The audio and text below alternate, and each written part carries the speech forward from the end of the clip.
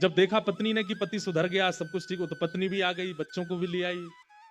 धीरे धीरे इतना सब कुछ बढ़िया हो गया कि उसने अपना छोटा घर तो छोड़ करके बगल वाली जमीन पर बड़ा घर बना लिया। कहां जिस पर एक समय रोटी खा ले तो 3 दिन तक भोजन नहीं होता था, आज उसकी ये स्थिति हो गई है कि 56 भोग बनते हैं घर में। एक दिन उसके साले साहब मतलब पत्नी के भैया वो आए और आकर के उससे बोले, भैया जीजा जी, आज से 2-3 साल पहले आपकी स्थिति हम सबको पता है क्या थी, और आज आपकी स्थिति क्या है ये भी हम सबको पता है। ऐसा क्या किया आपने जो ये सब कुछ इतना हो गया? जीजा जी अदा में बैठे थे, हंस रहे थे। अरे अब क्या बताऊं तुमको, वो नदी है ना हमारे गांव में। बोले हाँ, वहां पे एक कुटिया है, उसमें एक महात्मा रहते हैं। उन्होंने अपने अंग का बाल तोड़ करके मुझे दिया और वही मैंने अपनी तिजोरी में रख लिया, उसी से सब कृपा हो रही है। लेकिन सुनो, तुम मत जाना वहां पर, मैंने तुमको बता दिया, और तुमको जितना चाहिए मुझसे ले लो, लेकिन तुम मत जाना।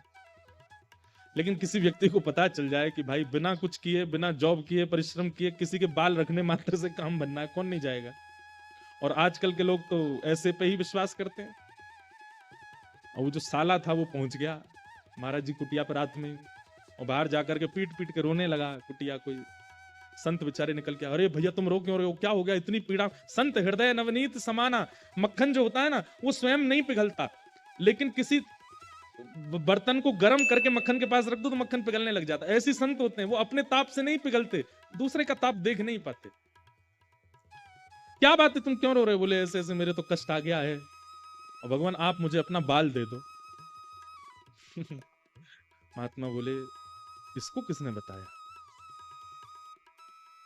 महात्मा भीतर कुटिया में चले गए, बोले मैं प्राण त्याग दूंगा बाहर ही, या तो मुझे बाल दीजिए, नहीं तो मैं अपनी आत्महत्या कर लूंगा, यहीं पर अपना शव गिर दूंगा। महात्मा बेचारे आए, बोले भैया यार तुम ऐसे मत करो। बोले नहीं, अपना बाल दे दीजिए बस। महात्मा ने एक जटा तोड़ के उसको दे दी। उसका भी दिन सुधरने लगा। उसने अपने 4-5 मित्रों को बता दिया, 4-5 मित्रों ने रिश्तेदारों को बता दिया, रिश्तेदारों ने गांव के गांव को बता दिया। अब तो ये स्थिति हो गई कि महाराज जी के पूरी कुटिया चारों तरफ से लोगों ने घेर ली। ना महाराज जी का भजन बन पा रहा था, ना आश्रम, सब बस खटखटा में बाल दे दो। महाराज जी बोले भैया ये क्या तरीका। एक दिन महाराज जी सोचे रात हो गई है, अब मैं भाग जाता हूँ। जैसे ही कुटिया से बाहर निकले तो क्या देखा, सब नदी किनारे सो रहे थे। अरे महाराज जी आ गए, महाराज जी आ गए, आओ आओ आओ। सब ने घेर लिया।